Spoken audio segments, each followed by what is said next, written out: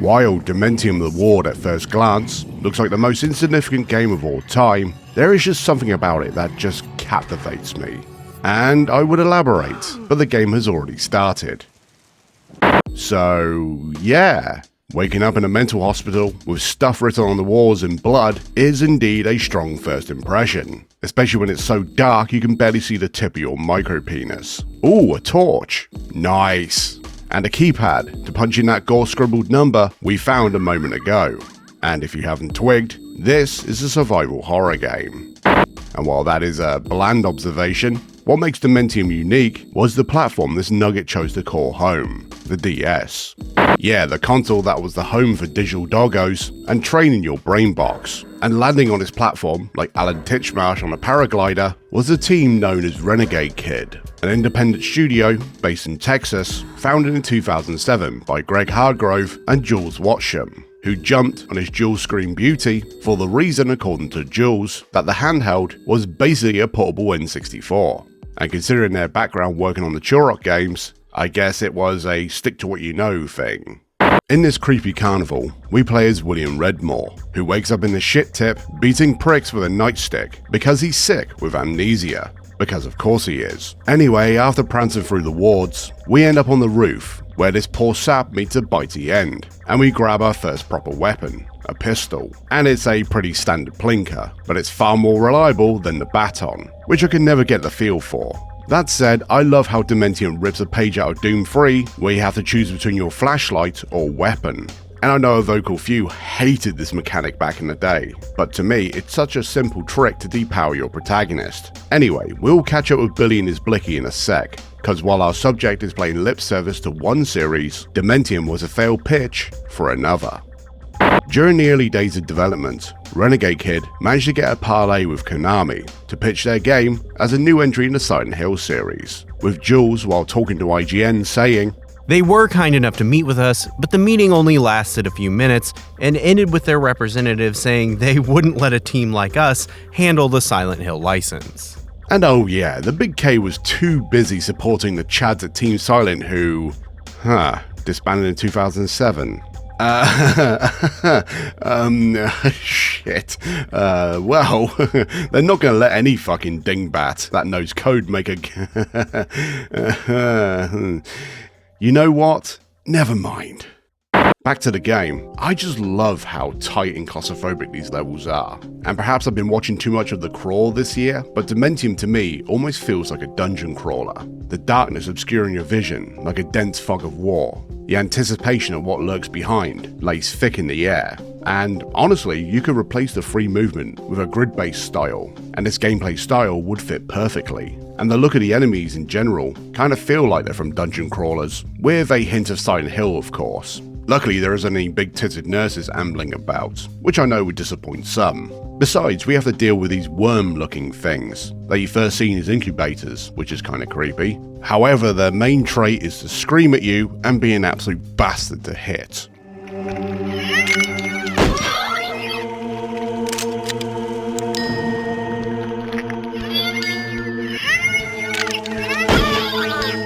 It's quite the combination.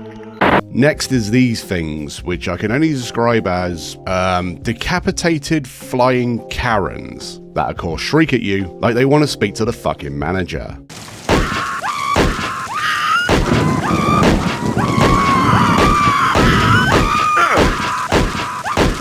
Or later still, we have red painted babies that screech in your general direction while spitting acid.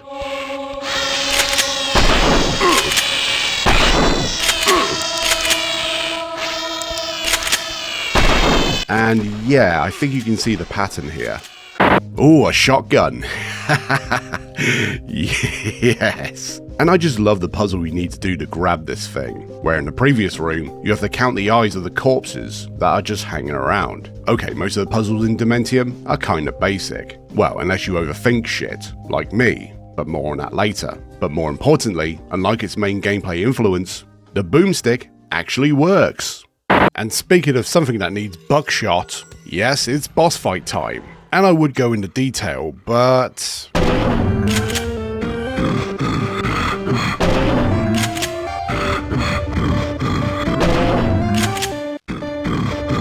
Yeah. Also, damn Pyramid Head, you've let yourself go.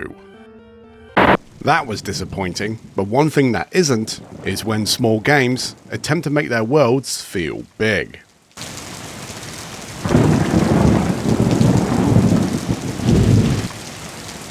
And every time I get to this point, I just stand there for a minute and let the ambience wash over me.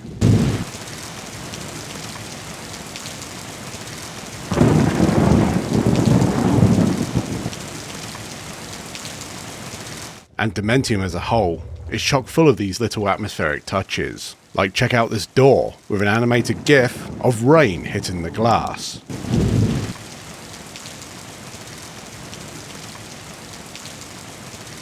And of course we have the save mirror with that swirling red vortex, which I found weirdly hypnotic. Yeah, this game is such a vibe. And now you're probably thinking, wait, this can't be a DS game. And no, what you are currently watching is the remaster. Well, a remaster of a remaster, if that makes any fucking sense. No, this is a port of the 3DS version to modern consoles, and released this year just before Halloween on Steam. So while it feels amazing to play this on a big screen for once, my one-word appraisal of this entire version would be honest. This isn't your typical remaster that completely blows everything out, making it shiny and penisy, and trust me, we'll briefly talk about one of those in a bit. This version of Dementium is very warts and all, and while I appreciate that its new release is trying to keep the game as authentic as possible, sadly for the soundscape, especially the music, it can be a tad harsh.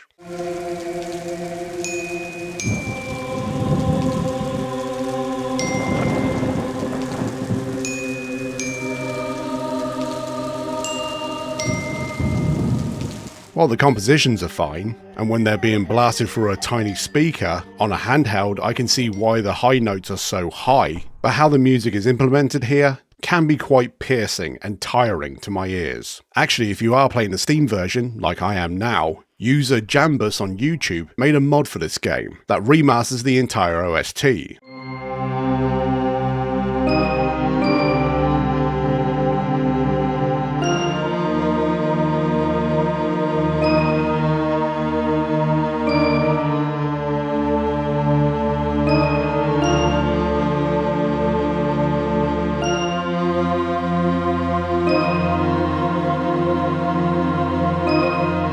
And yeah, it still has that MIDI stank, which brings that charm, but this version sounds much nicer. And of course this minor respite doesn't last as we're thrusted back into the hospital. Whatever.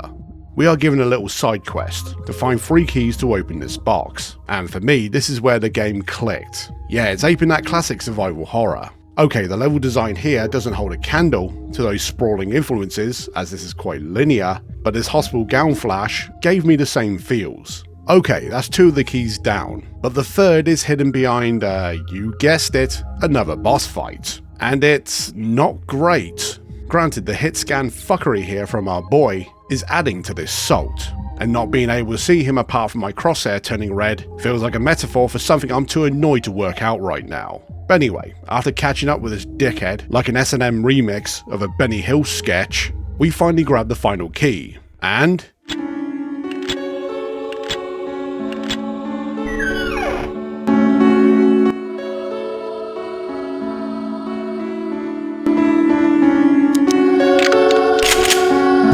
congratulations, you have just won the game. Yeah, the buzzsaw is overpowered, and it was my go-to weapon for the rest of the game.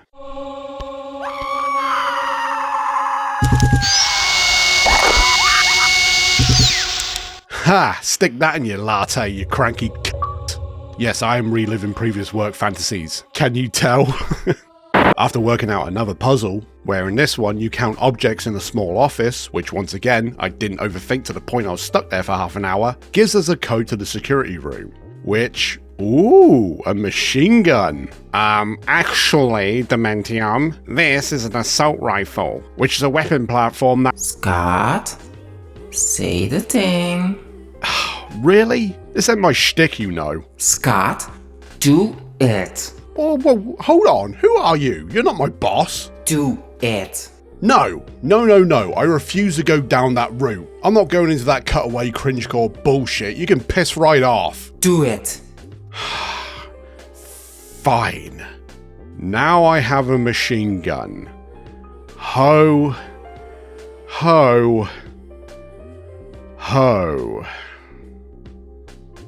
I hate it here. But I love this. Alright, I will say it's a bit odd to use, as when you pull the trigger, it takes a second to spin up like a Gatling gun. And yeah, it's fine for picking off annoyances from range with single shots, and it can be really good just to wail on things, even though it's an absolute bastard to keep on target. But to be fair, playing this on the normal difficulty, where you are flush with ammo, fuck it. Rip and tear. And you'll need it for, I guess, another boss fight? Where those annoying penis worm things I mentioned earlier infinitely spawn out of these mouth more things? Which, if you're not aware, is a complete noob trap. Cause if you don't know what you're doing, you will burn all your bullets shooting the goons, and then find out you don't have enough firepower to shoot the moles on the ceiling. Yeah, it's a bit fucky. And this is all fun and games, but what about the story of this supposed narrative-driven game? Well, oh, hang on. This is a cool little thing. Dotted around, you find clipboards of your fellow patients that are definitely not cheeky nods to the devs, with one in particular being affected by the funk. Which, oh, that is nasty. That's even worse than ABBA syndrome. Ooh! I'm sorry, I'm just distracting myself, because the final gauntlet of bollocks in this game can be described thusly. It's bullshit. Yes, in this stream of consciousness, where you go through what feels like an endless run of maintenance tunnels shaped like Tetris blocks, is chock full of cocks that love to shaft you with an absolute barrage of bellends that the gameplay almost struggles to deal with, especially when our favourite frumps are inserted into this mix. And yeah, by now you will have a full arsenal of gear to push back the horde, including a sniper rifle, which I found awkward to use at best, and while the night vision is cool, it takes multiple shots to kill anyone, so it's fucking useless. And once you get past all of that, you finally face your nemesis, Dr. who attacks you with telekinesis. And if you are a fan of breath control play, then this might be your gag. But for us vanillas, all you have to do is wait for this gimp to grab you by the gullet, then pop a few bullets into his hands. Yeah, it's not exactly Dark Souls, but hey, it's okay. And it's way better than an abrupt ending, and that's appropriate because here is the ending cutscene.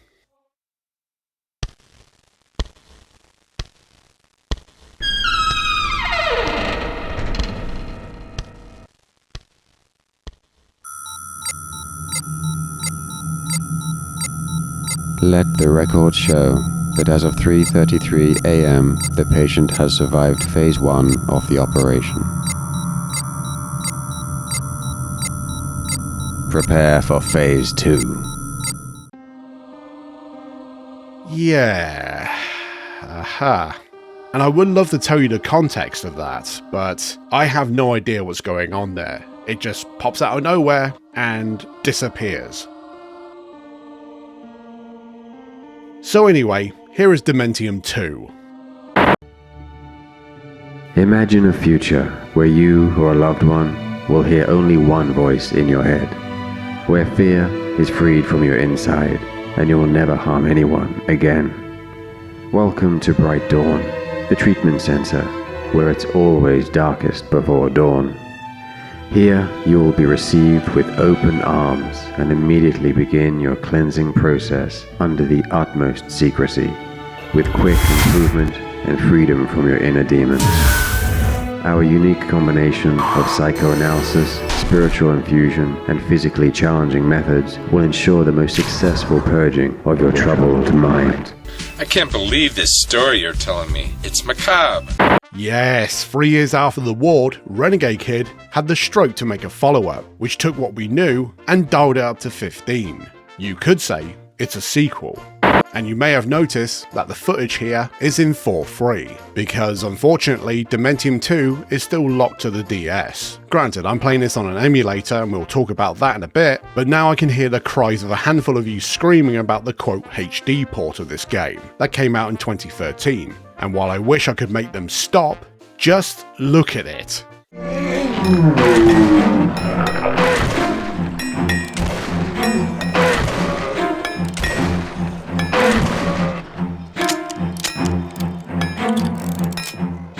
imagine fucking playing it.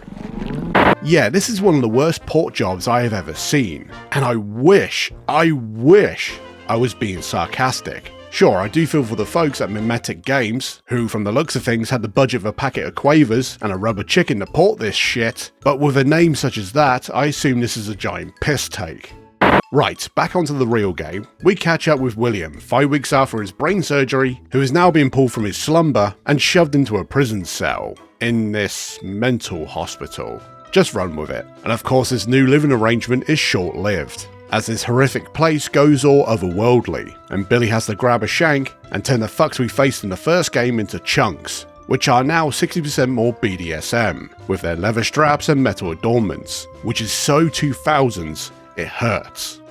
Okay, I'm not going to go beat for beat here, as D2 shares a lot of DNA with the first one from a gameplay standpoint, but I will say, this new world feels far more lived in than the ward, which after a while felt a bit boxy and repetitive. But here you can feel them stretching their creative muscles, and these biomes we get to explore are rich and varied. Like check this out, the snow falling from the sky as it crunches under our feet, this frigid look bringing a sense of isolation, as you wonder what happened here. Is this me projecting? Perhaps. But it adds to that thing I said earlier about a small world feeling massive, and in spots, Dementium II is straight up beautiful. It certainly has a mood. What is stinky about the OG, however, is the controls. Granted, playing it with an actual DS, the mouse-like control of the stylus brings a layer of nuance to the controls that you just can't get with digital inputs. And I have to say as well, playing this via emulation with a controller and mouse feels very comfortable. Yeah, it took me a minute, because you have to use left click to simulate touching the bottom screen, but once I got into the flow, I actually preferred this method over actual hardware, at least you're not getting hand cramps. But what tripped me up was how jumping and crouching were also on the bottom screen, which you didn't have to deal with in the ward, which is once again a lot easier on an actual DS, but to me, especially how the game is further leaning into the action, this system feels at odds, especially later on when...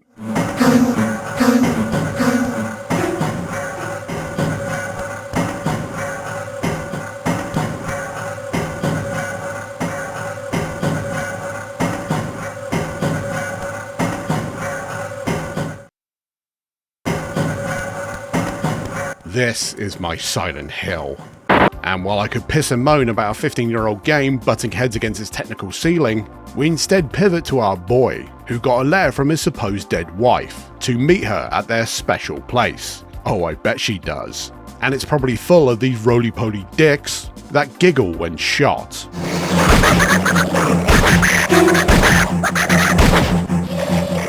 And this thing in particular is basically the tone of D2 in a guffawing nutsack. This is far more pulpy than the original, and I think it's better for it. Sure, this isn't high art, but its knowing winks to cheesy gore fests with its dramatic, violin stab heavy soundtrack enhances this mood to a delicious degree. And just like a certain fourth entry in a long-running horror series, which I have banned myself from name-dropping in 2 videos back to back, Dementium II keeps throwing bigger and bigger things at you. For the reason, well, fuck you because we can, I guess. And the boss fights, while gimmicky, are trying so hard to be different. And oddly in a way, D2 was a taste of what survival horror games would become later on in the mid-2010s. But that said, there are a few moments where the game does feel a little padded. Sure, people complain about the backtracking, and there are some moments of that. This mentality of making everything bigger may have stumped them in places, like when the world shifts to a rusty version of itself, because you know, Silent Hill. And while these instances are visually interesting, they devolve into fighting waves of bad guys until the game says stop, with the back end of the game relying on a set piece to an almost obnoxious degree. So yeah, while there is some flaws here, and the platforming is just pure evil, I do fuck with this maximalist approach. It is trying so fucking hard. But yeah, there was this point where this itch in the back of my head was saying, okay, where is this going? As there is a solid attempt to give this go around an actual story, but where is the story? honestly, it doesn't matter, as the final showdown with thinks words are for pussies, and transforms into a giant penis to attack you, with of course the weak spot being the girthy tip.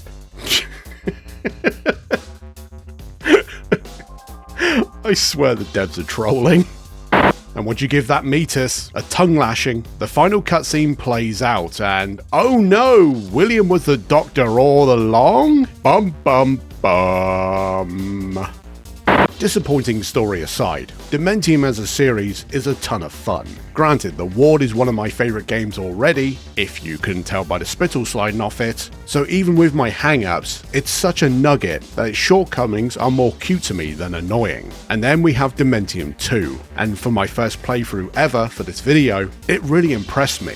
It was such a cool ride, and I hope one day it will get the proper remaster it truly deserves. And sure, as a series, it's not that deep, as some of its contemporaries, but for what it is, Dementium is a perfect brain-off series for me, and I adore its simplicity, and its technical chops on a console that was more focused on the casual market. Seriously, if these games came out today, they would be instant indie darlings. And that's all I have to say about Dementium. Now go away.